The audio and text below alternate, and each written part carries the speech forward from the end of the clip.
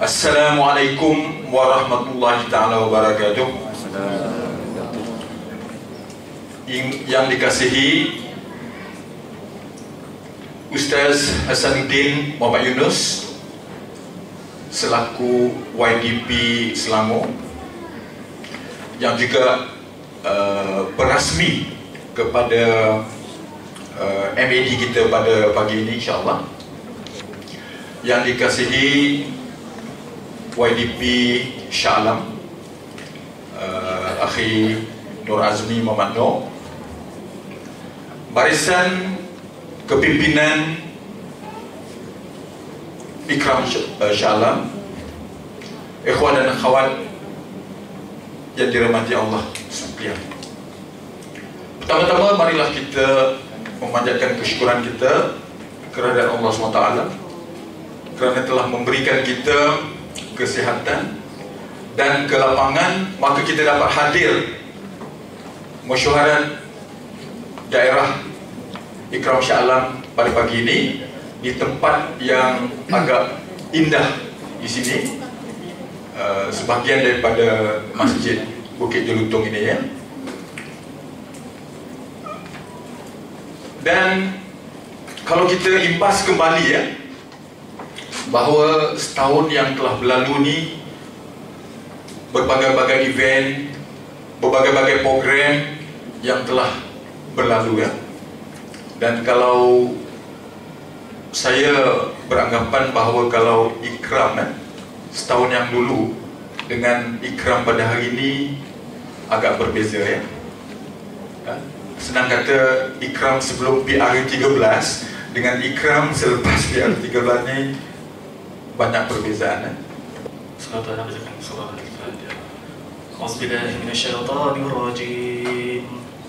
Bismillahirrahmanirrahim. Alhamdulillahi rabbil alamin. Ar-Rahmanirrahim. Maliki yaumiddin. Iyyaka na'budu wa iyyaka nasta'in. Ihdinas siratal mustaqim. صراط الذين أنعمت عليهم غير المغضوب عليهم ولا الضالين.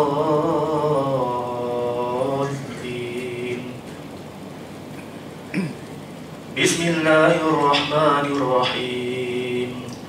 يسألونك عن الأنفال قل الأنفال لله والرسول فاتقوا الله وأصلحوا ذات بينكم وأطيعوا الله ورسوله إن كنتم مؤمنين.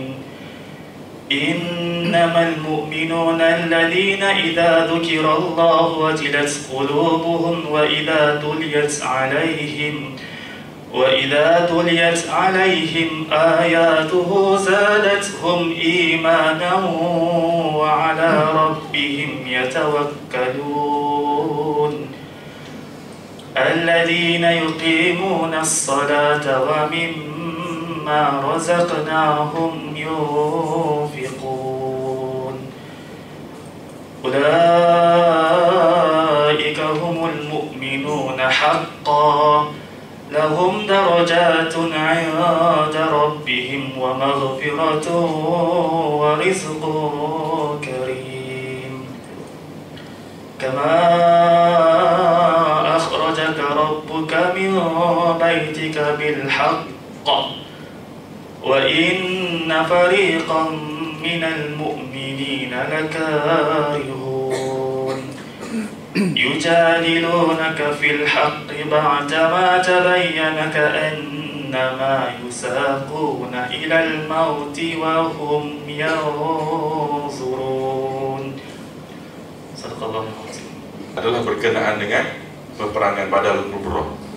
Dan kalau kita tengok dalam fi Zilalul Quran, Syahid Said Qutb mengulas cukup panjang berkenaan dengan jihad sebagai prakata kepada surah Al-Anfal. Dia mengambil lebih daripada 30 muka surat. Dan kalau ikut terjemahan yang versi bahasa Malaysia, lebih daripada 30 muka surat untuk menceritakan tentang jihad daripada peperangan Badar Kubra dalam mengulas surah Al-Anfal, hanya sebagai mukadimah kepada surah Al-Anfal. Kerana apa? Kerana kita percaya selepas pilihan raya yang ke-13 ini ada orang yang bercerita tentang ghanimah peperangan. Antaranya ialah jawatan-jawatan yang strategik yang dihidangkan di hadapan kita.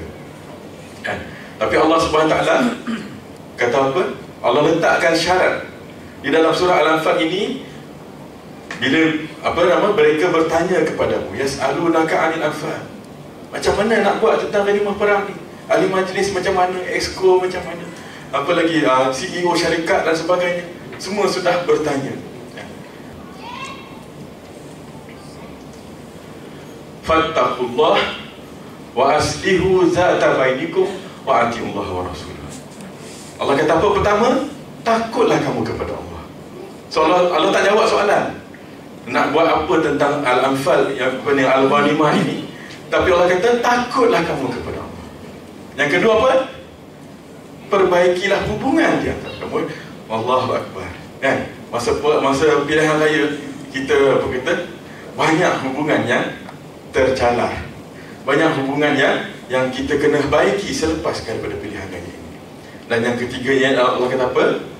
Wa atiullaha wa rasul. Dan taatlah kamu kepada Allah dan Rasul.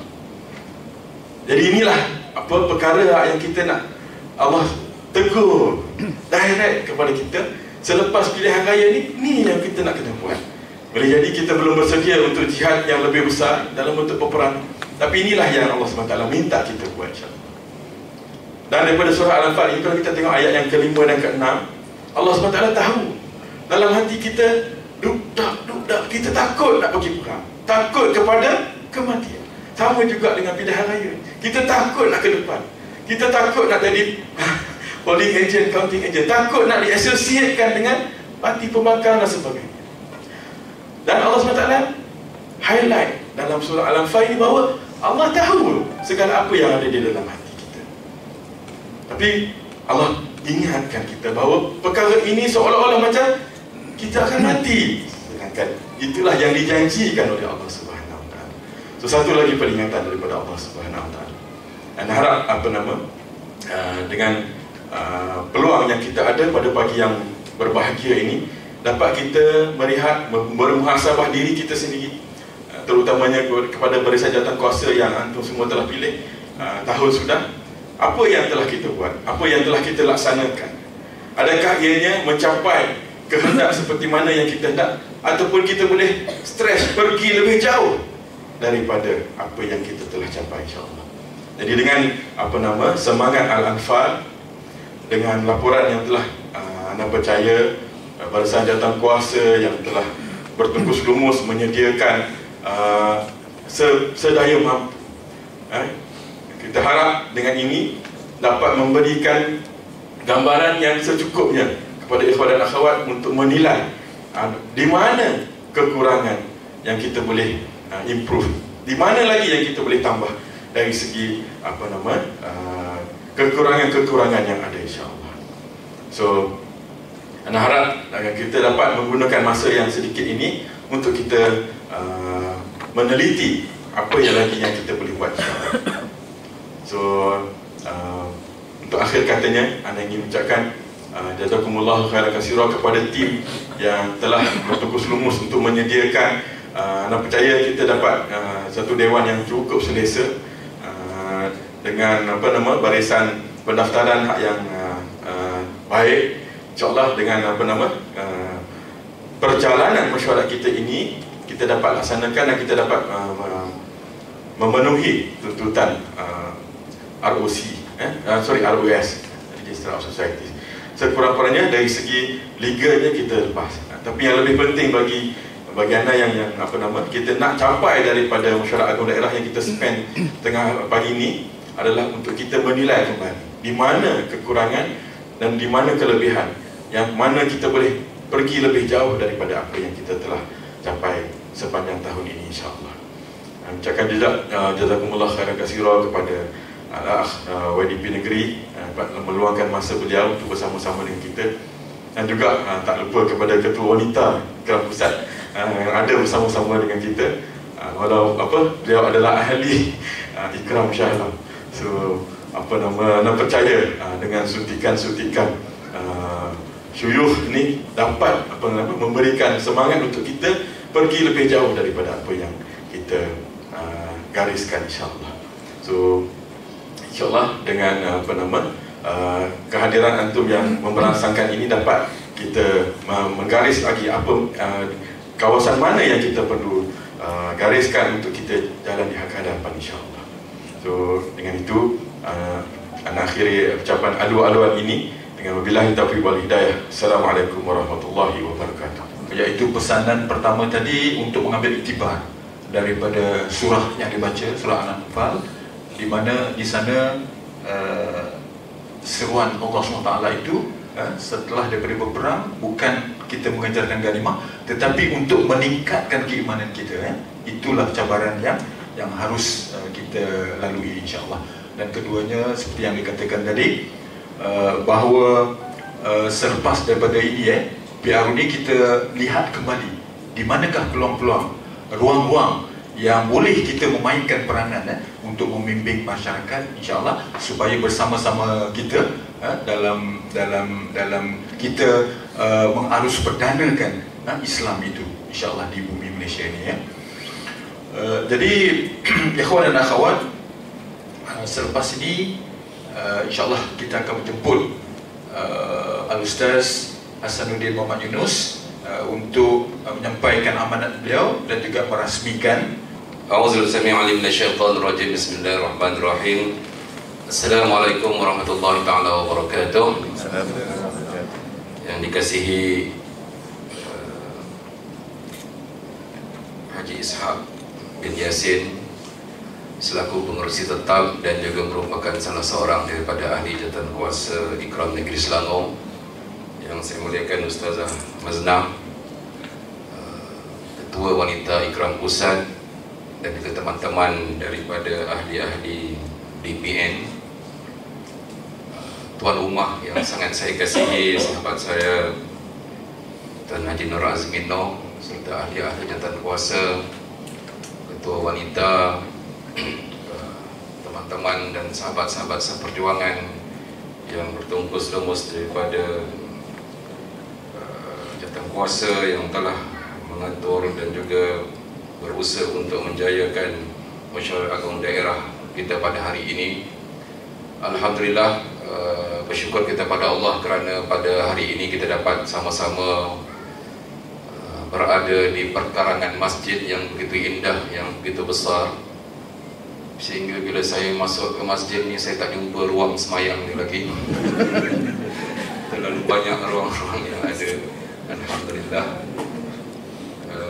Pertama sekali saya ingin menyambung balik ayat yang telah dihuraikan oleh yang dipetua tadi. Kalau kita perhatikan, apabila mereka bertanya tentang harta rampasan Al-Anfal itu, Allah Subhanahu Wa Taala menyebutkan perkataan pertama sekali, jawapan, Qulil anfal lillahi war rasul. Harta rampasan itu milik Allah dan milik Rasul. Selesai kat situ, dan terus disambut dengan fattaqullah, dengan ada huruf fa kat situ. Maka pertama, takut pada Allah, wa aslihu. Yang kedua, baiki hubungan. Dan yang ketiga, ati'ullah wa ati'ur rasul. Maknanya kena apa? Takut pada Allah. Yang kedua, baiki hubungan. Dan yang ketiga, taat pada Allah dan Rasul. Dan kat situ baru kita jumpa perkataan in kuntum mukminin, sekiranya kamu beriman. Jadi perkataan fa tadi akhirnya kita bertemu pasangannya. Maknanya kalau kita betul-betul beriman, takutlah pada Allah, sentiasa baiki hubungan. Dan yang kedua, bersedia untuk taat pada Allah dan Rasul. Cuma saya cuba tengok terjemahan perkataan ayat berikutnya, innamal mu'minuna alladzina idza dzukirallahu wajilat qulubuhum. Saya cuba melihat perkataan wajilat qulubuhum. Orang-orang yang apabila disebutkan nama Allah, disebutkan perkataan wajilat. Kalau terjemahan Melayu, wajilat itu apa dia? sebentar dan terjemahan bahasa Inggeris pun begitu menarik, iaitu apabila disebutkan dia earthquake, maknanya berlaku seolah-olah getaran. Kalau tu biasa earthquake kan gempa bumi, so maknanya gempa pada hatinya. Dan orang-orang yang berjuang pada jalan Allah Subhanahu wa taala ini mesti mempunyai hati yang sehebat dan sekuat itu. Maknanya dalam dia keadaan penat, dalam keadaan letih, dalam keadaan takut, dalam keadaan apa juga cabaran-cabarannya, maka itulah yang paling hebat yang mesti ada pada diri kita. Okay, sebelum saya masuk kepada ucapan perasmian ini, adalah merupakan satu ucapan yang berlaku selepas Pilihan Raya yang ke-13, dan sudah tentu semangat perbincangan kita ini tidak boleh lari daripada suasana berlakunya Pilihan Raya yang saya kira begitu dahsyat, yang sebenarnya pada perkiraan kita semua, kita merasakan bahawa Pakatan Rakyat telah sewajarnya dan sepatutnya menang. Itu perasaan yang ada pada kita. Tetapi dengan apa jua sekalipun telah terjadi apa yang terjadi, dan saya ingin ingatkan diri kita, bila kita ini bercocok tanam, bila kita tanam pokok sawit dengan segala baja, dengan segala kelengkapannya, kita dah ambil kira, tetapi datang gajah memijak-mijak tanaman sawit itu, kita tidak boleh hanya meraung dan marahkan gajah, tapi kita kena teruskan kehidupan kita dalam keadaan sawit itu telah dipijak-pijak oleh gajah itu. Sebagai pertubuhan ikram yang kita merasakan kita lebih tinggi dari segala semuanya, dari sudut dakwah, dari sudut tarbiyah, dari sudut organisasi, dari sudut memahami siasah dan sebagainya, kita mesti merasakan bahawa kita telah memetik dan mengambil daripada sumber yang cukup besar. Dan ikhwan muslimin telah menjadikan manhaj taghyir yang dipetik daripada kefahaman Imam Syahid Hasan Al-Banna terhadap sirah itu, dan dipetik dari sudut seawal-awalnya bagaimana Nabi berada dalam keadaan tercari-cari sehinggalah Nabi wafat. Setiap inci sirah itu dipetik dan disusun, dan akhirnya dijadikannya asas kepada perjalanan jamaah ikhwan muslimin itu sendiri. Dan perkataan yang paling mudah untuk kita tekankan iaitu apa yang kita katakan manhaj at-taghyir.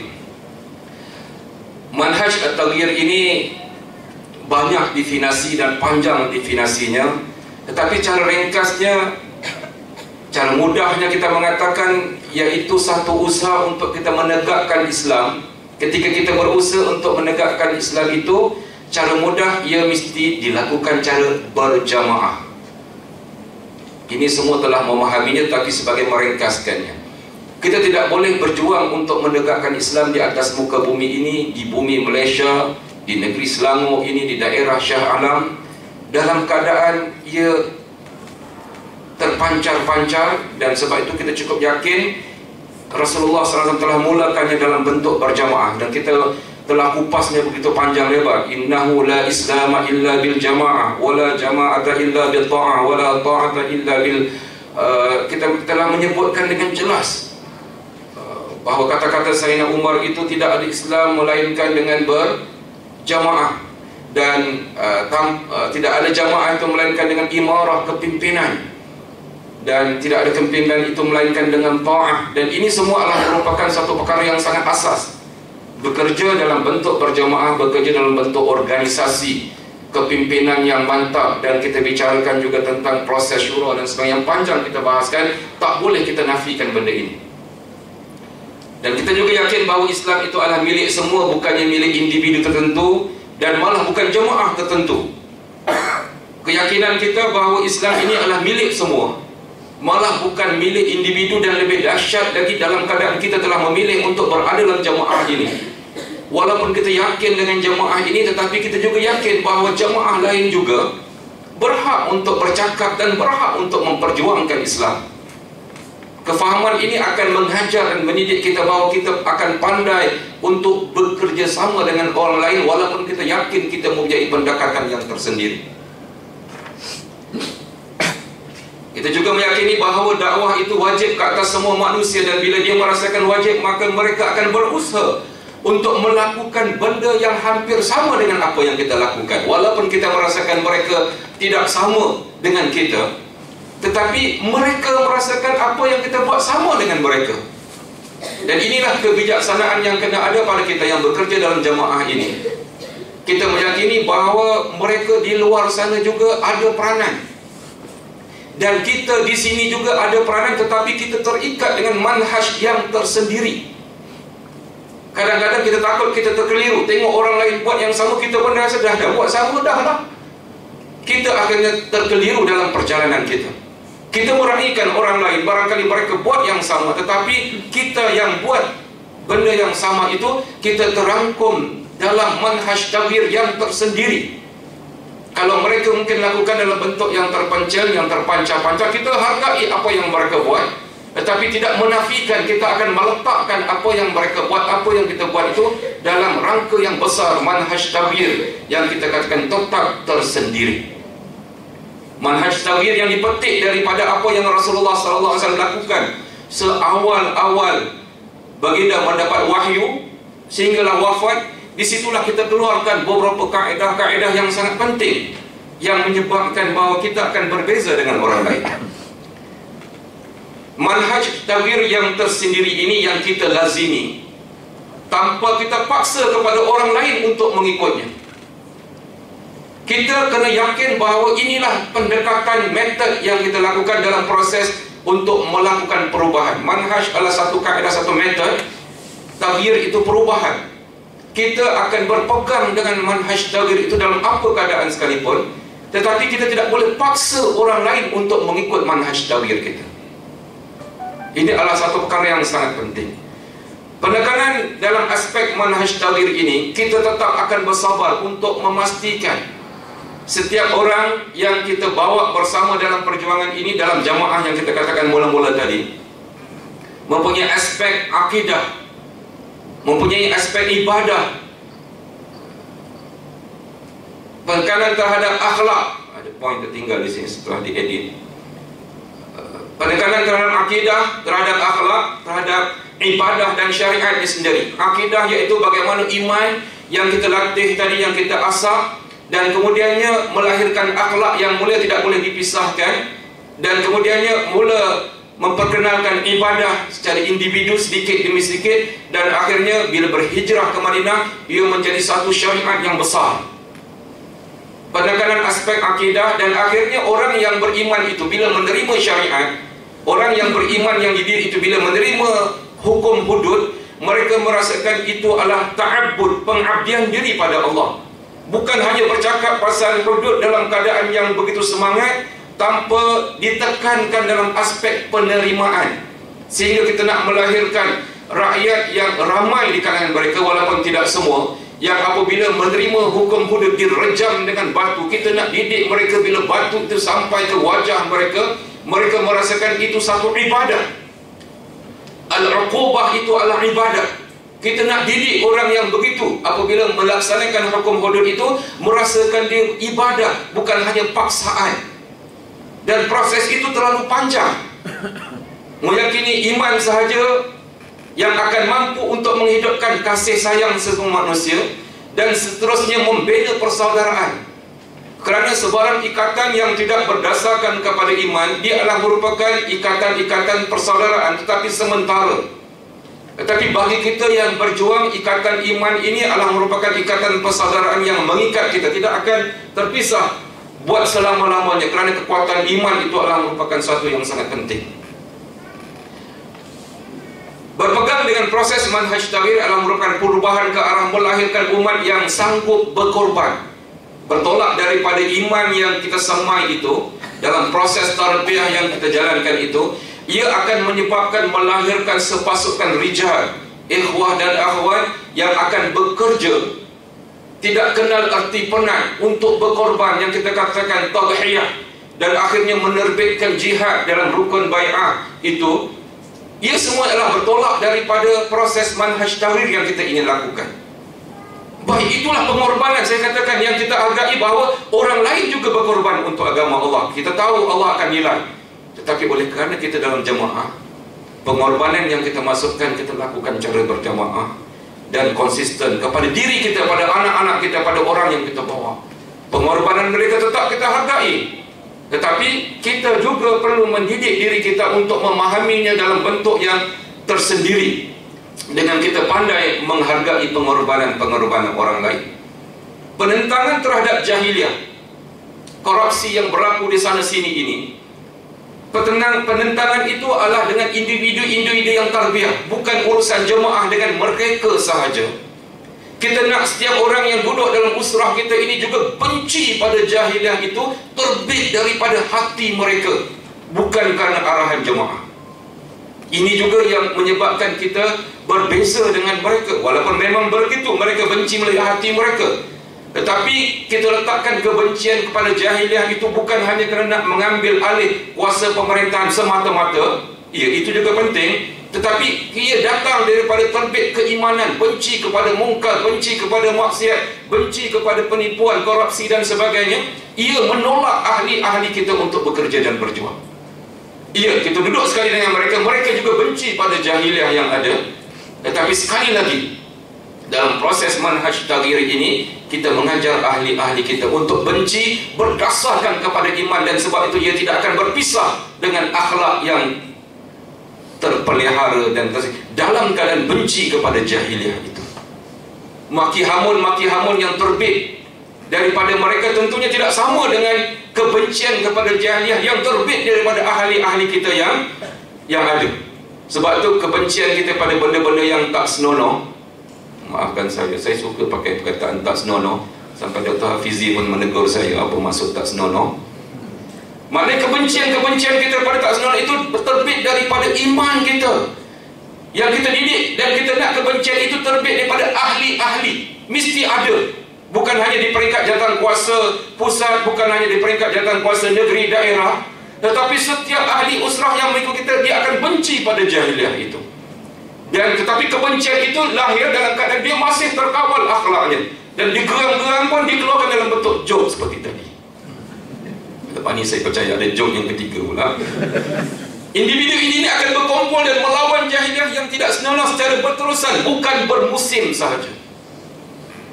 Ini saya bukan nak kumpulkan perbezaan, tetapi supaya kita mempunyai izzah, kita ada tersendiri manhaj taghyir, dengan kita teruskan kerjasama, dengan kita memahami perbezaan-perbezaan itu, tapi kita tidak akan menggadai kefahaman yang telah kita lalui bersama ini. Proses tarbiyah yang kita yakini dalam manhaj taghyir ini bukan hanya untuk ahli kita juga, tapi tarbiyah masyarakat bermula serentak dengan tarbiyah individu. Ketika kita semua menumpukan tarbiyah pada ahli-ahli kita, kita teruskan, tetapi pada waktu yang sama dalam jawatan kuasa daerah, dalam gabungan-gabungan usrah yang ada dalam jawatan kuasa negeri dan pusat, kita akan pastikan bahawa tarbiyah terhadap masyarakat tidak boleh diabaikan.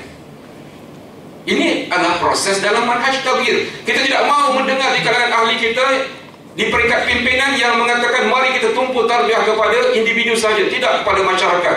Itu adalah kefahaman yang salah. Kalau ia berlaku di kalangan pimpinan, ia cukup memalukan. Kalau ia berlaku pada adik-adik, tak apa. Berlaku pada anak-anak kita, tak apa. Maksud saya, itulah proses tarbiyah yang kita nak sampaikan kepada mereka. Tapi kalau di peringkat pimpinan, di peringkat ikhwah, ahli teras yang lama, masih lagi kabur pada benda yang seperti ini, satu perkara yang amat malang. Bahawa tarbiyah masyarakat bermula serentak dengan tarbiyah individu kerana ia telah diterima pakai dalam DPN, dalam JKP, dalam JKN dan daerah, sepatutnya begitu. Penting untuk kita mengajar manusia dan masyarakat kembali mendapatkan keterangan, kerana kita tahu di sana berapa ramai orang yang tidak tenang melihat suasana-suasana jahiliah yang ada di keliling mereka. Kita apabila bekerja dengan menggunakan pendekatan manhaj taghyir ini, kita juga akan menggunakan pendekatan untuk mendidik mereka supaya mereka yang sedang mencari ketenangan di luar sana disambut dengan apa yang sepatutnya.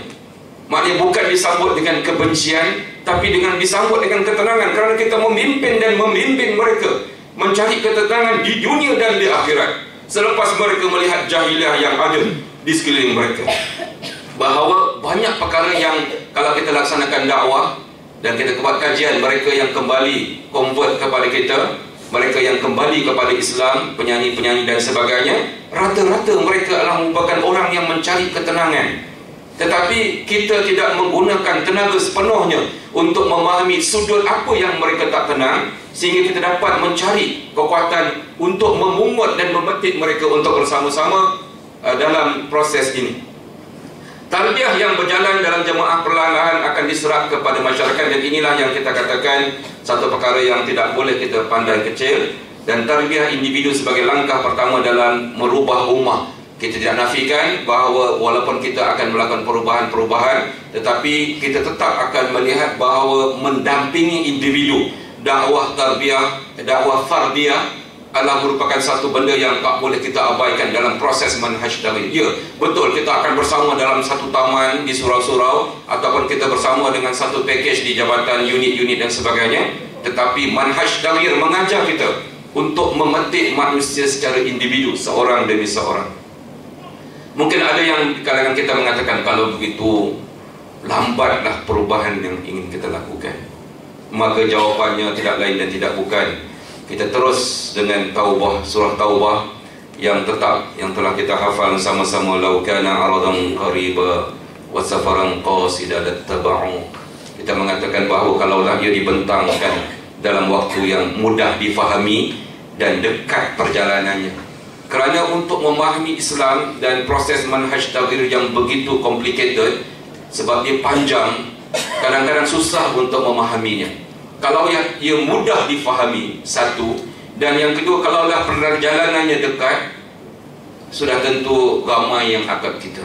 Tapi sebenarnya proses untuk menerangkan Islam itu memerlukan masa yang tertentu, memerlukan kepada pengalaman, kekuatan iman, kekuatan berfikir, jiwa, dan tentu kerana dia bukan satu yang akademik yang mudah disampaikan dengan satu ceramah, dua ceramah. Dan yang keduanya, perjalanannya panjang, tetapi sebenarnya perjalanan ini adalah merupakan perjalanan yang cukup jauh. Walakin ba'udat 'alaihimus syuqqah, maknanya penuh dengan ranjau dan duri. Saya ingin terus pantas berkenaan dengan satu dua poin saja lagi. Namun dalam proses kita melakukan manhaj taghyir, nak mengubah manusia secara individu, iman dan sebagainya tadi, datanglah apa yang kita katakan proses demokrasi yang kita semua fahami pada asalnya ia bukan datang daripada Islam. Ia kebanyakannya diterapkan di negara yang menolak dan meruntuhkan sistem beraja. Kita dah perhatikan proses revolusi dan sebagainya, revolusi perusahaan dan sebagainya. Dan ada sistem beraja yang menyambung perjuangan Islam dalam wajah yang sebegitu rupa, dan ada dan lebih banyak lagi sistem beraja ini yang mementingkan kepentingan peribadi mereka dan sebagainya. Cuma ringkasnya, memanfaatkan sistem demokrasi adalah wajib yang tidak boleh kita abaikan, kerana dengan jelas demokrasi ini menawarkan pembentukan kerajaan. Kita yang sedang sibuk melakukan proses manhaj taghyir ini, tiba-tiba didatangi dengan peluang untuk membentuk kerajaan. Kita tidak boleh menolak begitu sahaja. Kerana kalau kita tolak demokrasi, berarti kita tolak proses membentuk sebuah kerajaan. Sebab itu, dengan penuh yakin kita kena gabungkan diri dan memanfaatkan sistem demokrasi ini. Ini khususnya di Shah Alam yang terletak di tengah-tengah ibu negeri Selangor ini, dan juga merupakan mempunyai DUN yang menang dan sebagainya, parlimen yang menang, dan ini semua perlu diambil kira oleh ahli-ahli dan pimpinan di peringkat daerah, memahami situasi itu dan mengimbangkan, dan akhirnya meletakkan Ikram di tempat yang paling tinggi yang boleh memainkan peranan, dan waktu yang sama bersedia untuk menerima apa sahaja halangan-halangan yang akan datang, tetapi penuh bijaksana cuba meletakkannya. Kita memahami demokrasi mengambil masa, demokrasi memerlukan belanja yang tinggi, demokrasi banyak melukakan, demokrasi sekian-sekian dan sebagainya. Namun memanfaatkan sistem demokrasi adalah wajib, kita katakan, karena ia menawarkan pembentukan kerajaan. Sebab itu 75% itu kita sedang melihat dan meninjau balik di peringkat setiap daerah. Setiap daerah akan melapor, dan mana-mana peristiwa yang berlaku di daerah ini sangat-sangat pelan raya. Dia sibuk buat daurah yang tidak ada kaitan dengan pelan raya ataupun menghalang sesiapa di kalangan ahli untuk terlibat dengan pelan raya. InsyaAllah nama-nama mereka sedang kita kumpulkan dan peringkat JKN akan memanggil mereka untuk mendapatkan kepastian. Kalaulah mereka menghalang demi periuk nasi mereka, itu satu perkara yang lain, kita ambil kira juga. Tapi kalau menghalang kerana mengatakan belum sampai masanya, itu adalah merupakan satu perkara yang bertentangan dengan arus yang dipimpin oleh Pertubuhan Ikram. Jadi sebab itu kita akan panggil mereka untuk perkara-perkara seperti itu. Dan akhirnya sekali saya ingin letakkan poin bahawa kita kena mengimbang ketika kita mengenggam manhaj tauhid ini dan memanfaatkan sistem demokrasi dan apa-apa yang ada di negeri kita. Dakwah dan tarbiyah adalah kerja utama setiap individu dalam Ikram. Ia tidak boleh ditinggalkan dalam keadaan kita sibuk dengan demokrasi, dengan sistem demokrasi, dengan ekonominya, dengan apa sahaja, bahawa dakwah dan tarbiyah kerja utama setiap individu ahli Ikram yang tidak boleh kita abaikan. Kita nak barisan pimpinan dan ahli-ahli yang kreatif. Dalam Pertubuhan Ikram ini kita tidak mahu pimpinan di peringkat daerah takut kalau ada ahli memberi idea yang banyak. Malah kita nak supaya ahli terus memberikan idea, dan kalau boleh idea itu bertentangan dengan kita, supaya kita dapat mengemaskan kefahaman kita dan mengemaskan kefahaman anak buah kita.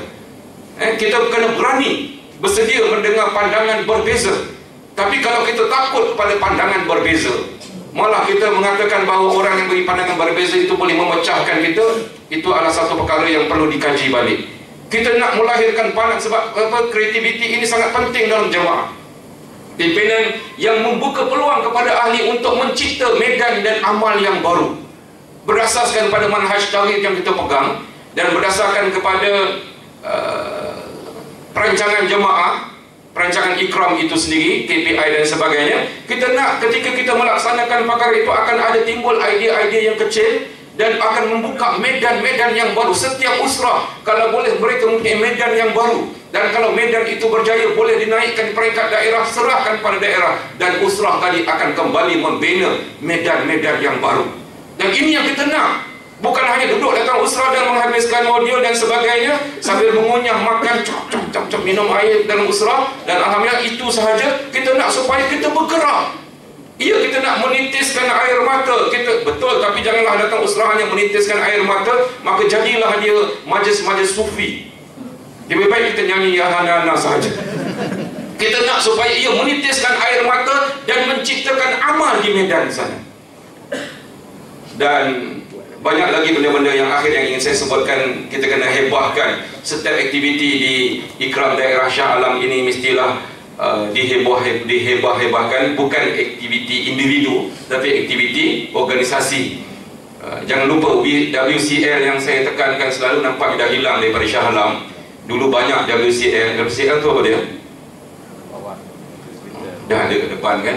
Kena war-warkan dulu sebelum program itu datang. Pada sekian-sekian insya-Allah daerah Shah Alam akan menganjurkan gini, sebutkan war-war, hantar dalam diskusi dan hantar dalam JK Ikram, dalam Ikram Selangor. Kita nak semua ahli dan seluruh Malaysia menanti-nanti, ada program. Bila sampai masanya ambil gambar dan hantar.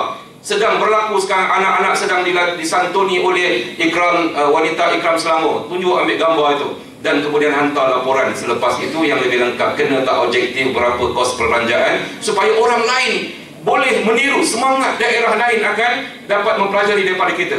Program setiap jemaat yang telah kita cadangkan, satu masjid di setiap daerah. Maknanya dalam sebulan kita nak ada aktiviti grand dekat masjid. Dalam daerah Shah Alam ni ada pebuah masjid, dan kalau boleh setiap minggu satu masjid itu, kalau boleh hantar khatib di kalangan kita, dan khatib itu turun saja sampaikan kotak-kotak kepada fakir miskin dalam masjid itu. 5 kotak pun cukup lah. Satu kotak tak sampai RM100. Maknanya kita serahkan penyampaian daripada Ikram kepada fakir di masjid itu. Yang menyampaikan itu pula ialah khatib yang telah kita pilih. Jemput Ustaz Farid sebagai presiden untuk menyampaikan khutbah kat masjid itu. Dan Ustaz Farid turun daripada mimbar lepas menyenang Quran, di luar orang tengah ramai, serahkan 5 keluarga fakir miskin. Ketika itu Ikram akan dikenali di setiap daerah.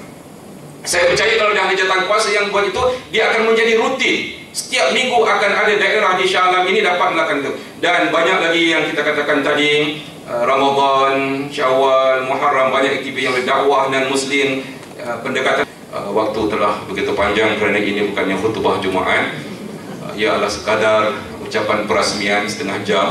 Moga-moga dengan pertemuan kita ini kita mengharapkan, saya mengucapkan tahniah kepada Ikram daerah Shah Alam yang telah bertungkus lumus sehingga berjaya semua calon-calon yang berkaitan, dan insya-Allah waktu kita sedang mengisi kejayaan itu dan membina apa yang sepatutnya kita bina. Dakwah dan tarbiyah tidak boleh kita abaikan. Pentadbiran dan pengurusan di peringkat usrah, di peringkat daerah juga tidak boleh kita abaikan. Dan moga-moga dengan kejayaan yang antum laporkan dan juga sokongan daripada ahli-ahli yang akan berpeluang untuk muhasabah dan sebagainya akan membina kekuatan yang lebih elok. Maka dengan lafaz Bismillahirrahmanirrahim sama-sama kita merasmikan Masyhur Agung Daerah Ikram Shah Alam ini, dan moga-moga antum diberkati Allah dan dapat lagi bermuhasabah dan mencipta amal-amal pada masa akan datang. Aku qauli hadza astaghfirullah li wa lakum wa lisairil muslimin wal muslimat al ahya minhum wal amwat wa billahi taufiq wal hidayah. Wassalamualaikum warahmatullahi taala wabarakatuh.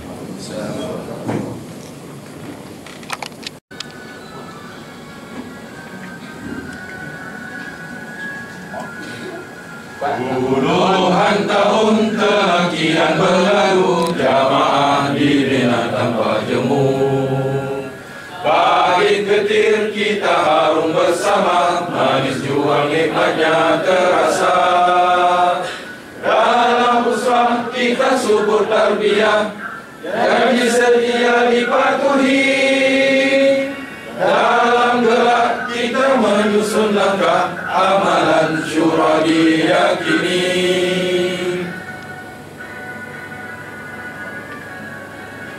Azam digenggam penuh tabah, membina Ikram untuk umat. Ukhuwah teras kegemilangan, syariah menjadi pegangan. Demi redha Allah kita menjulang dakwah, berpandukan Al-Quran menuruti As-Sunnah. Ikram wadah perjuangan.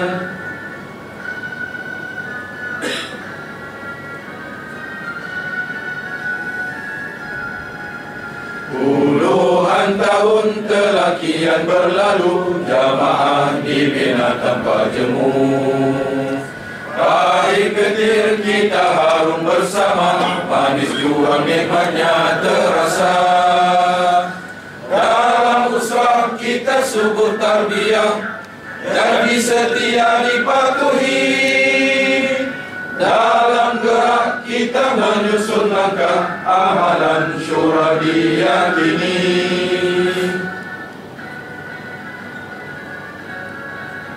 Azam digenggam penuh tabah, membina Ikram untuk umat. Ukhuwah teras kegemilangan, syariah menjadi pegangan. Demi redha Allah kita menjulang dakwah, berpandukan Al-Quran menuruti As-Sunnah. Ikram wadah perjuangan, Ikram wadah perjuangan, Ikram wadah perjuangan.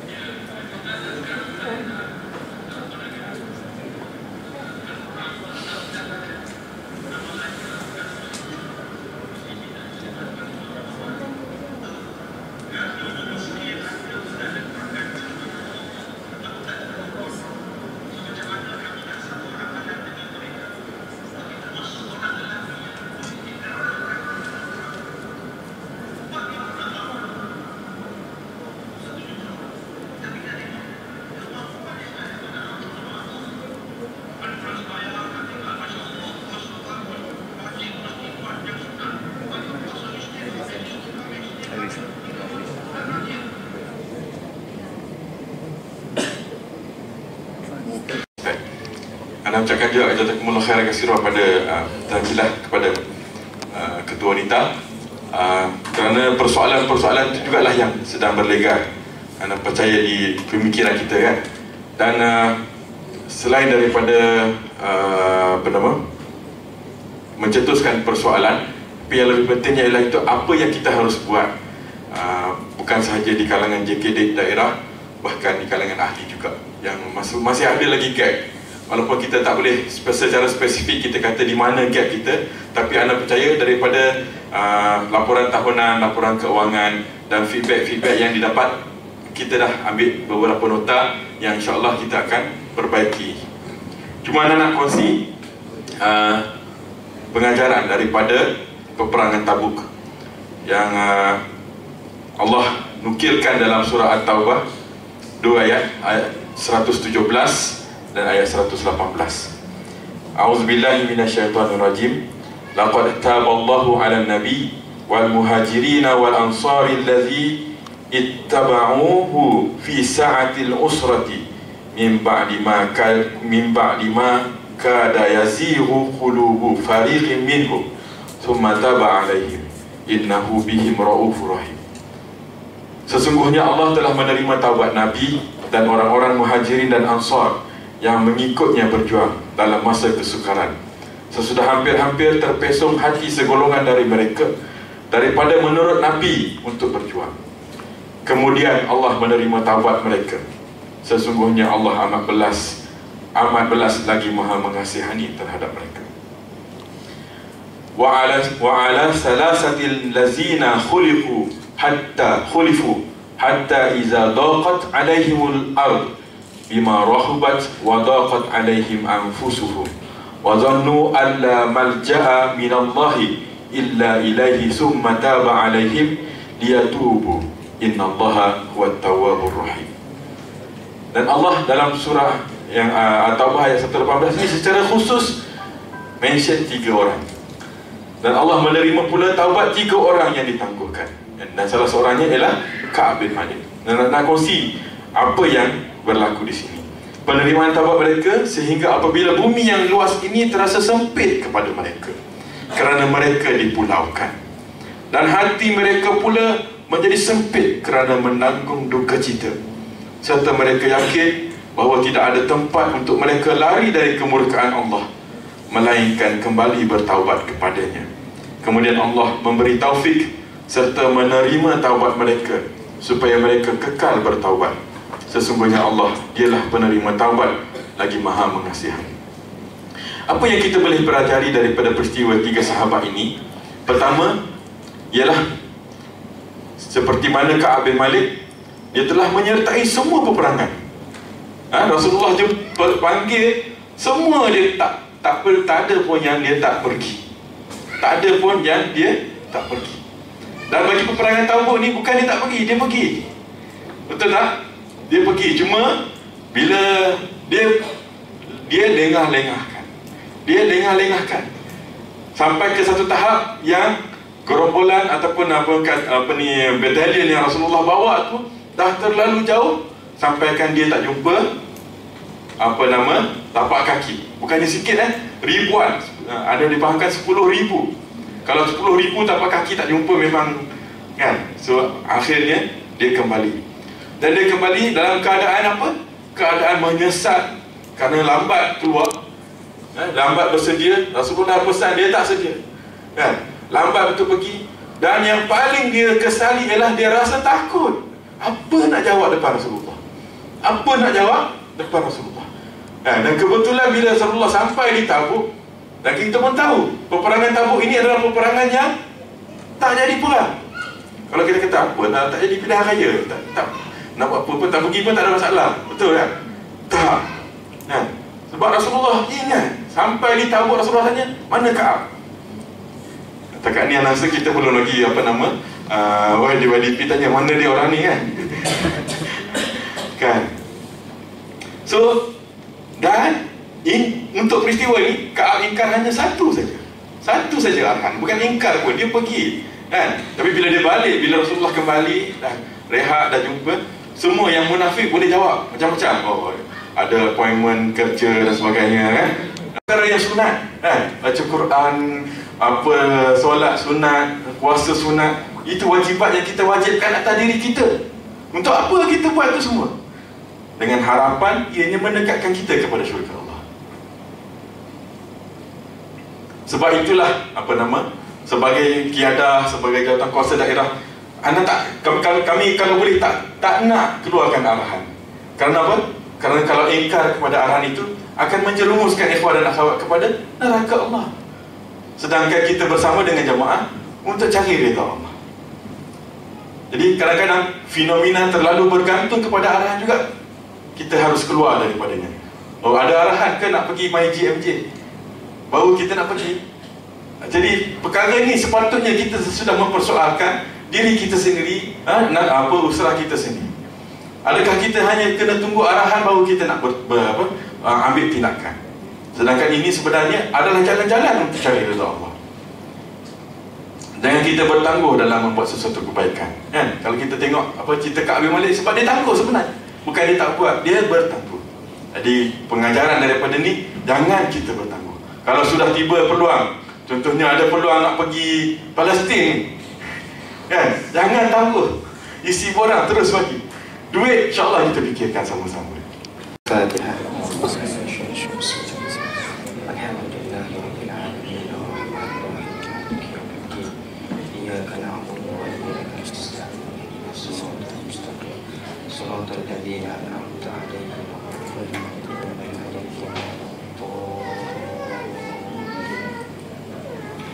A'udzu billahi samil alim minasyaitonir rajim. Bismillahirrahmanirrahim. Wassallallahu ala Muhammad wa ala alihi wa sahbihi wa barik wasallim. Alhamdulillah Rabbil Alamin, hamdan hamidin, hamdan syakirin, hamdan dhakirin, hamdan yuwafi ni'amahu wa yukafi mazidah. Ya Rabbana lakal hamdu kama yanbaghi li jalali wajhika wa 'azimi sultanik. Allahumma antas salam wa minkas salam wa ilayka ya'udu salam. Hayyina Rabbana bisalam wa adkhilna jannata daras salam. Tabarakta Rabbana wa ta'ala ya zal jalali wal ikram. Allahumma innaka ta'lamu anna hadhihi al-qulub qad ijtama'at ala mahabbatik والتقت على طاعتك وتوحدت على دعوتك وتعاهدت على نصرة شريعتك فوثق اللهم رابطتها فوثق اللهم رابطتها وثق اللهم رابطتها وأدم ودها واهدها سبولها واملأها بنورك الذي لا يخفو واشرح صدورها بفيض الإيمان بك وجميل التوكل عليك وأحيها بمعرفتك وأمتها على الشهادة في سبيلك وأمتها على الشهادة في سبيلك إنك نعم المولى ونعم النصير اللهم انصر دعوتنا اللهم انصر دعوتنا وانشر فكرتنا وارفع رايتنا وبارك أخوتنا يا أرحم الراحمين اللهم أصلح ذات بيننا وألف بين قلوبنا واهدنا سبل السلام اللهم اهدنا واهد بنا واجعلنا سببا لمن اهتدى اللهم اهدنا واهد بنا واجعلنا سببا لمن اهتدى اللهم اهدنا واهد بنا واهد الناس جميعا واجعلنا سببا لمن اهتدى اللهم يا أرحم الراحمين اللهم يا أرحم الراحمين اللهم اصلح ذات بيننا وألف بين قلوبنا واهدنا سبل السلام اللهم أصلح لنا ديننا الذي اللهم أصلح لنا ديننا اللهم أصلح لنا ديننا يا أرحم الراحمين اللهم يا ربنا عليك توكلنا وإليك أنبنا وإليك المصير اللهم يا ربنا عليك توكلنا وإليك أنبنا وإليك المصير اللهم يا ربنا اللهم اغفر لنا وارحمنا واعف عنا اللهم اغفر لنا وارحمنا واعف عنا اللهم اغفر لنا ما قدمنا وما أخرنا وما أسررنا وما أعلنا وما أنت أعلم به منا أنت المقدم وأنت المؤخر وأنت على كل شيء قدير اللهم يا ربنا آتنا في الدنيا حسنة وفي الآخرة حسنة وقنا عذاب النار اللهم اجعل جمعنا هذا جمعا مرحوما وتفرقنا من بعده تفرقا معصوما وصلى الله على محمد وعلى آله وصحبه وبارك وسلم والحمد لله رب العالمين.